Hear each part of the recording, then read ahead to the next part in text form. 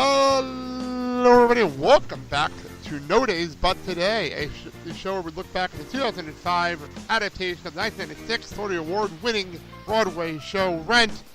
I'm Blake, and as I mentioned a couple weeks ago, I have a special guest on for every show now. It's the second half of the show.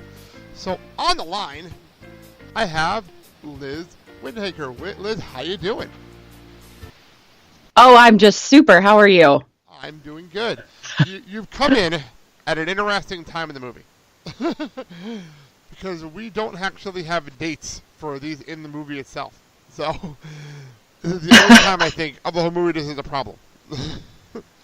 So, I'm going to assume, based on the Broadway show, that we're going to be on Valentine's Day. Sure. So, because that works for me. Because in the Broadway show, we're on Valentine's Day. And I'm going to actually read what's from the Broadway show, which is not on the soundtrack, for those wondering. This is only on the Broadway show. Mark, for this song, says, Valentine's Day. Pan across the empty lot. Roger's down at Mimi's, where he's been for almost 2 months now. Although he keeps talking about selling his guitar and heading out of town. Still jealous of Benny. God knows where Collins and Angel are. Could be that new shanty town near the river, or a suite at the plaza. Maureen and Joanne are rehearsing. I said once more from the top. I said no. That is if they're speaking this week. Me, I'm here. Nowhere. and that's where we are. I relate to Mark in this movie, in this show completely. So that's why I love reading his stuff. Oh yeah, whenever I think about what part would I play in Rent, it's always Mark. I'm Mark. Yeah, I've always said I'm Mark. That's just how it is. I actually dressed as Mark for Halloween once. I have not done that. I just relate to him on a deep spiritual level. Let's say, well, before we get into this, what is your history with Rent, and why did you want to jump on this so bad? So, I have never actually seen it on stage, but wow. I was in show choir in high school, and we had 5 show choirs, and one of the groups put on like a Rent medley, and I can't believe that would be the first time I had heard any of it, but that was the first time that I really sort of connected with any of it, would be my junior year of high school. Wow. And then when I went to college, my roommate was a huge fan, and one of the only things he had on his iPod that just stayed plugged in the bathroom was the Rent soundtrack, or the original cast recording, I guess. Not the soundtrack. Was the original cast recording, and so that would just play while I was 19, so I spent a lot of time in the bathroom. So I would just listen to the cast recording of Rent and all the voicemails, and and then he and I went to see the movie when it came out in theaters on opening weekend in 2005. Right. And I was very excited when the Tango Maureen came on, and the black satin dresses that the background dancers are wearing was the dress that I had purchased for myself to wear for my birthday that spring. Nice. I felt very cool to have that same dress that was in a movie. That's it was from BB, cool. by the way. Well, when I reached out to you and I said I need help on the second half of the movie, you jumped on this and Without You, so you're going to be on the next 2 shows. So that's really cool of you. But without welcome, everybody. Well, we'll talk about Take Me or Leave Me, first things first. And like I said, in the movie, there is no date. And it annoys me as someone that was breaking down the movie by day. So, and I even zoomed in on like the engagement thing for the club, and there's no date on there, which annoyed me. Oh, yeah. So, well, the scene does still start with like Creeper Mark in the background. He's just not giving as much exposition. Well, He didn't really do as much exposition in the movie than in the Broadway show. No, he doesn't. Well, He same level of creepy, lower level of exposition. yeah, it's very true. But I love Mark in the Broadway. Okay, for the record, I started on Broadway 4 times. So Okay. So I have a different level of respect for this show on Broadway. But with Mark, I love the fact that he's always in the background no matter what's going on in just about every scene in this movie. So I love it. But before we even get to the movie, in the Broadway show, the only real difference between the two, but the song's exactly the same, and I love this song, is that in the Broadway show, Joanne and Maureen are arguing over how they want the second protest to go and all that stuff. So that's fine. But I personally love the movie version because it's at their engagement party. Yeah, the movie version is way more embarrassing. Yes. And although the one thing I prefer about the Broadway version is that the argument doesn't erupt directly from flirting. No.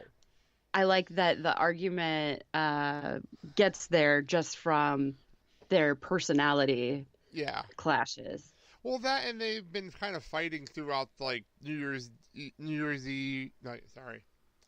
They were fighting during La Vie Boheme and New Year's Day in the Broadway show, and all that's cut out for the movie. Yeah. So, there's a difference. Here, though, well, first things first, did my research like I always do, and I was just curious if this country club was a real place, or based on a real place. And the country club in the movie is Greenwich Hills Country Club. And I did find a Greenwich Country Club in Connecticut, which is not far from where they are. So I would believe that Joanne's parents would afford a place like that to be members of a club like that in Connecticut. Works for me. So, what do you think? That definitely sounds plausible. Because her parents are, in the movie, they have the same positions, right? Her mother's like an ambassador, right? Exactly. And the really weird hat. Okay, but the hat is on the head of Dr. Nancy McNally from The West Wing. I know. I have all of my notes on everybody out here. Anna Devere Smith. I was just like, you can wear whatever hat you want, Dr. McNally. It's fine. Yeah, I'll start with that. Because Dr. McNally from The West Wing. Also, she was in Nurse Jackie. She was also in Blackish. She's currently in For the People. So she's all over the place. And Joanne's dad is Daryl Edwards, who's currently on the show Manifest. So there you go. Still doing things.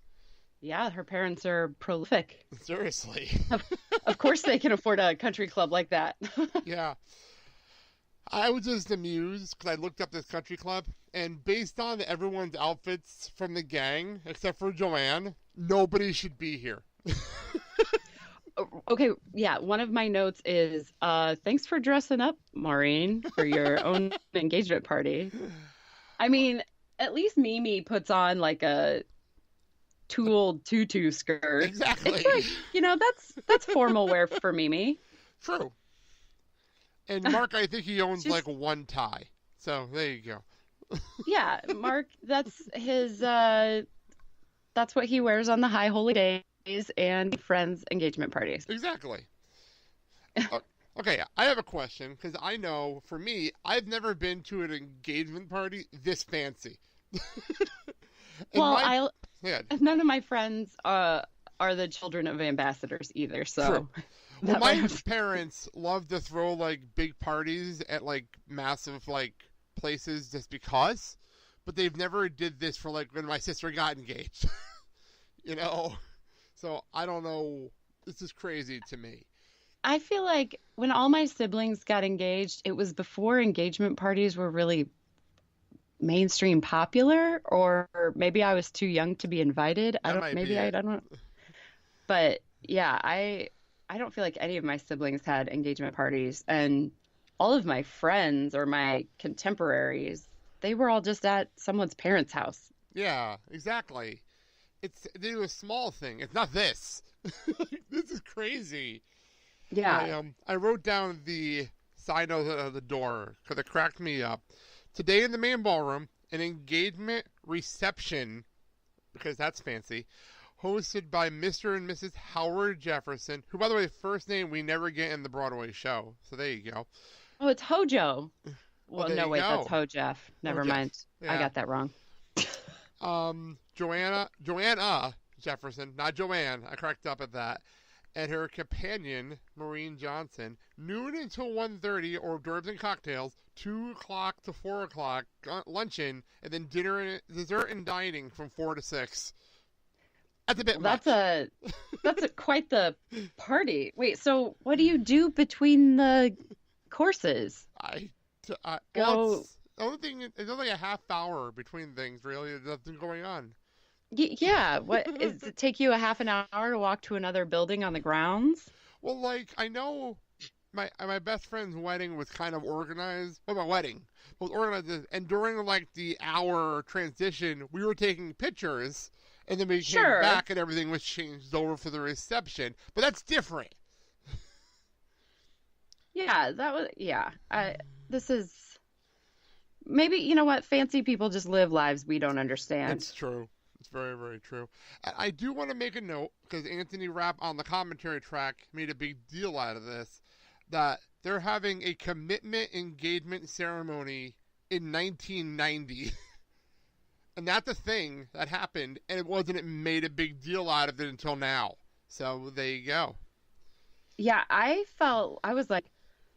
was thinking about the time frame of this when this party was happening, and I was just like, man, Joanne's parents are really, really progressive to throw this kind of party for their daughter being a lesbian in the late 80s, early 90s. Mm-hmm. That's intense. Yeah, and Anthony Rapp, obviously, who's opening gay, said that this was not this over the top, but this was how it was for a lot of people in New York. So there you go. Huh. So we've traveled back in time. Yeah, apparently. I don't know what happened between here and now that we had that weird time period where no one understood. Cool move, America. Exactly. I should say a lot. So, like you said, the two of them have their congratulations. I love Collins being like, "You got engaged," which I love Jesse L. Martin in general, but he has my favorite, like, little lines in the background of every scene. Well, and he's always just making, like, the best faces. Yes. He's just hanging out in the background, just, like, making great faces. I feel like he's always acting or doing something in the background, no matter what's happening.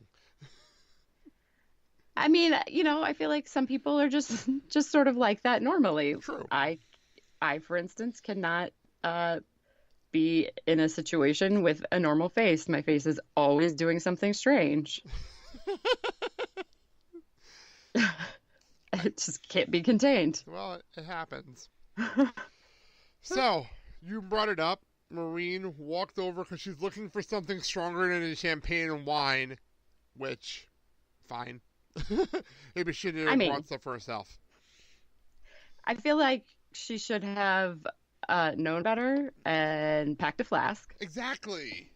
But also, if you need to be drunk to get through your engagement, whatever this three-course event is, maybe you need to rethink your life choices. Yeah, it's a good point. You shouldn't have to drink when you're supposed to be celebrating. Like,